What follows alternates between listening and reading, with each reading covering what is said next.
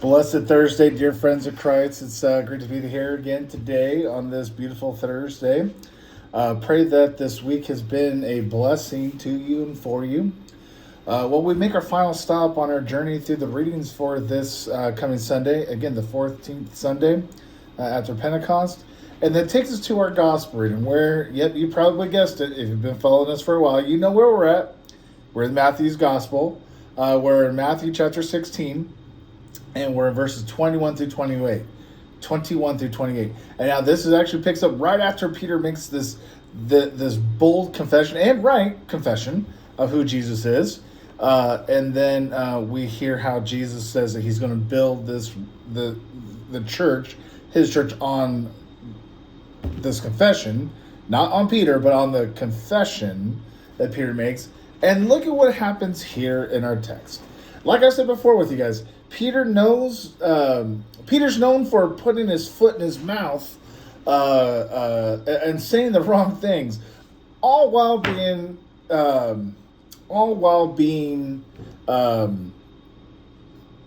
intentional with what he's trying to say and with what he is saying. So you really can't blame the guy, but boy, he is one of those where he tries hard. But here we have where I love how our text starts off. It says, from that time Jesus began. So from that time that the confession was made to Jesus tells them how he's going to build his church, Jesus then points the disciples. He shows them that he has to go to the cross, that he's going to have to suffer and die and rise again to new life. And he's telling them all these things. And this is really what it amazes me. The same guy who makes this bold confession of who Christ is and a right confession of who Christ Jesus is, and then he goes and takes the same guy, Peter, our good old friend Peter, he takes Jesus and says, "Far be it from you, Lord.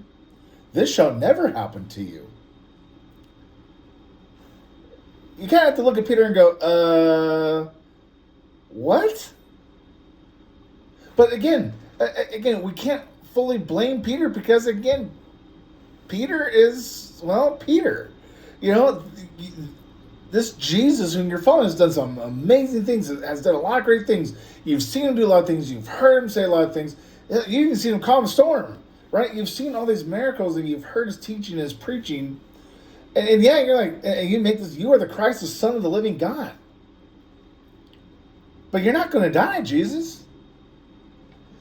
And here's what, before we get into what Jesus says, this interaction between what we saw in last week's gospel and this week's gospel really actually goes to our theme or our title of the sermon, if you will, about masks, right? Love without masks.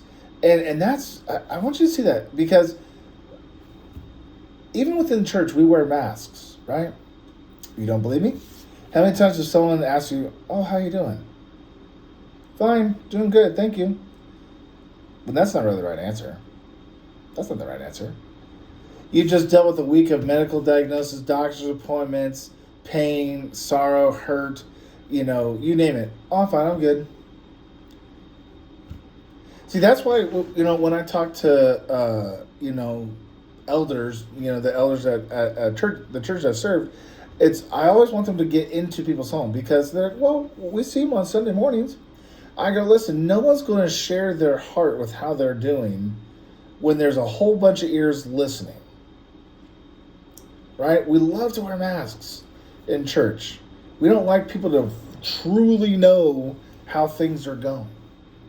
And that's why when people are in their homes, in the confines of their own homes, you can ask them that question. "So tell me, Joe or Susie, how you doing?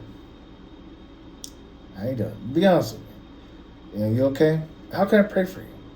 What can I pray about?" When it's into one-on-one, it's going to be a little bit more easier for people to open up, to really take that mask off.